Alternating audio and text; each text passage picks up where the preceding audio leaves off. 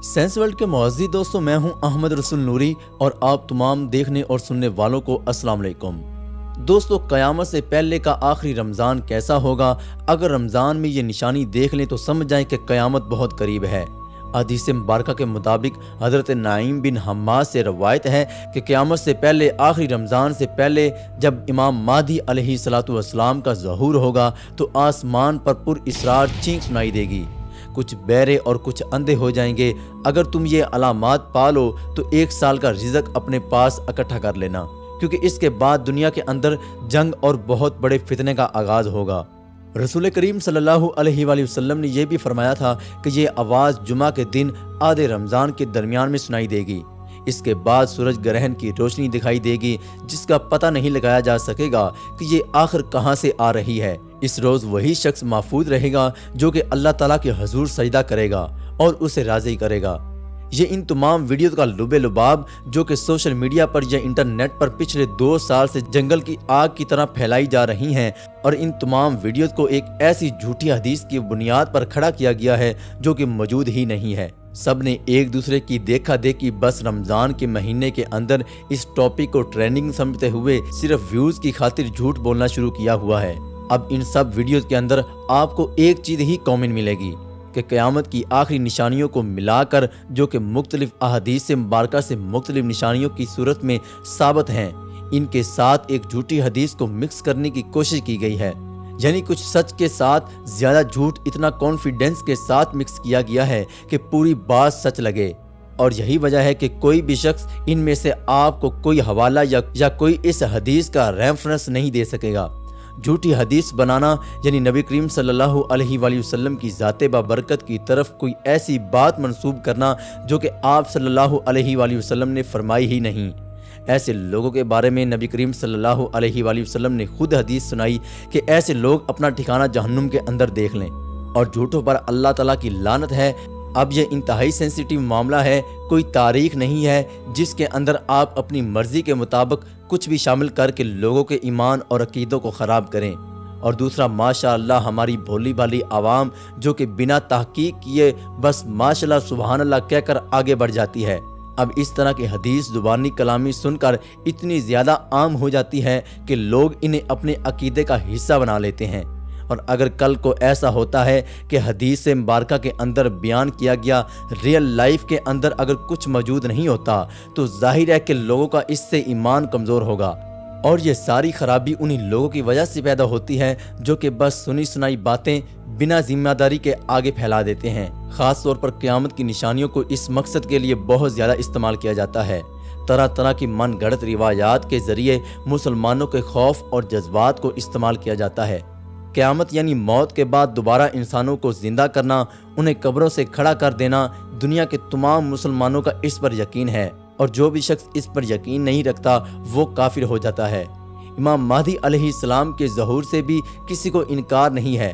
یہ سب کچھ قرآن و حدیث سے ثابت ہے، لیکن اس کے ساتھ ساتھ مرضی سے اپنی کہانیاں جوڑ توڑ کر حدیث کے نام پر دین کے اندر شامل کرنا، جو کہ ہندوؤں نے اپنی وداس کے اندر، اور یہودیوں نے اپنی تورات کے اندر، اور کرسچن نے اپنی انجیل کے ساتھ کیا ہے۔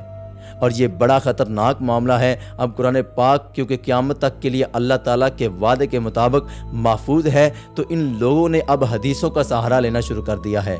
حدیث مبارکہ کے مفہوم کے اندر اپنی مرضی کے مطلب نکالنا، یا پھر خود سے حدیث مبارکہ کو گھڑنا شروع کر دیا ہے۔ قیامت کے اصل دن کا اللہ تعالیٰ کی ذات کے سوا کسی کو علم نہیں ہے۔ اگر کوئی شخصیت دعویٰ کرتی ہے تو اس سے کہیں کہ پہلے اپنی موت کا وقت ہی بتا دیں۔ قیامت تو اس کے لیے ابھی بہت دور کی بات ہے۔ اللہ کے رسول اللہ صلی اللہ علیہ وسلم نے قیامت کی چھوٹی یعنی علامات صغریٰ اور علامات کبریٰ یعنی بڑی نشانیوں کو واضح طور پر اللہ کے حکم سے بیان کیا، تاکہ مسلمان جب اینڈ ٹائمز کے اندر ان کو دیکھ لیں تو اپنے ایمان کی فکر کریں اور خود کو ان فتنوں سے بچا لیں۔ حتیٰ کہ آپ صلی اللہ علیہ وآلہ وسلم کی دنیا کے اندر تشریف آوری اور آپ صلی اللہ علیہ وآلہ وسلم کی وفات بھی قیامت کی ایک بہت بڑی نشانی تھی جو کہ گزر چکی ہے۔ آپ صلی اللہ علیہ وآلہ وسلم نے اپنی شہادت کی انگلی اور درمیانی انگلی کو ملا کر بتایا کہ میرے اور قیامت کے آنے کا وقت بس اتنا ہی باقی ہے جتنا ان 2 انگلیوں کے درمیان فاصلہ ہے۔ علامات صغرا بھی کافی حد تک گزر چکی ہے۔ مثال کے طور پر عربوں کا بڑی بڑی عمارت بنانا کہ ایک دوسرے سے مقابلہ کیا جائے، عرب کے خشک پہاڑوں پر سبزے کا اگنا، دنیا بھر کے مسلمانوں کے ساتھ ایک برا سلوک جیسے ان کی کوئی حیثیت ہی نہیں، زلزلوں کی کثرت ہونا، حکمرانوں کا دنیا پر قابض ہونا، مارکیٹ پر بدترین لوگوں کا قابض ہونا، یعنی آج کے ٹائم کے اندر یہودی banking system, IMF، world banking stock market, جن پر آج انہی لوگوں کا قبضہ ہے۔ آپ نے فرمایا کہ آخری ٹائم کے اندر مسجد انتہائی خوبصورت ہوں گی، لیکن لوگوں کے دل عبادت سے خالی ہوں گے۔ خوبصورت مسجدیں بنانا جنہیں دیکھ کر بس انسان ان کی خوبصورتی کو ہی دیکھتا رہے، یہ آج کل عرب ملکوں کے اندر عام ہو چکا ہے۔ آپ صلی اللہ علیہ وآلہ وسلم نے فرمایا کہ اے ابن مسعود، تم دیکھو گے کہ ہم جنس پرستی پوری دنیا کے اندر پھیل جائے گی۔ آج آپ خود دیکھ سکتے ہیں کہ ہم جنس پرستی کو پوری دنیا کے اندر اور خاص طور پر عرب ملکوں کے اندر لیگل کروانے کے لیے کتنا زیادہ زور ڈالا جا رہا ہے۔ آپ نے مزید فرمایا کہ تم دیکھو گے کہ نوجوان لوگوں کے پاس بے تحاشا دولت ہوگی، تم ایسی عورتوں کو دیکھو گے جو کہ گھروں سے باہر نکل کر بے حیا بدتہذیب بن جائیں گی، تم دنیا کی تہذیب کو تباہ ہوتا دیکھو گے، یعنی آخری وقتوں کے اندر جنگ اور قتل و غارت بالکل عام سی بات ہو جائے گی، موسیقی آلات ان کے سروں پر ہوں گے، لوگوں کو ایک دوسرے کا مذاق اڑاتے دیکھو گے۔ اے ابن مسعود، تم دیکھو گے کہ بنا نکاح کیے اولادیں ہوں گی، عورتیں لباس پہن کر بھی براہنہ ہوں گی، ان عورتوں کے بال بکھرے ہوئے ہوں گے، جو کہ اس وقت صرف ایران کے اندر ایسا ہوتا تھا۔ اور اس کے بعد ہے علامات کبریٰ، یعنی قیامت کی بڑی نشانیوں، جن کے اندر امام مہدی علیہ السلام کا ظہور، حضرت عیسیٰ علیہ السلام کی واپسی، دجال کا نکلنا، یجوج مجوج کا خروج، دعوت الارض کا نکلنا، یعنی زمینی جانور جو کہ زمین پھاڑ کر باہر نکلے گا، اس کے علاوہ ایک بڑے دھوئیں کا نکلنا جو کہ پوری دنیا کو اپنی لپیٹ کے اندر لے لے گا۔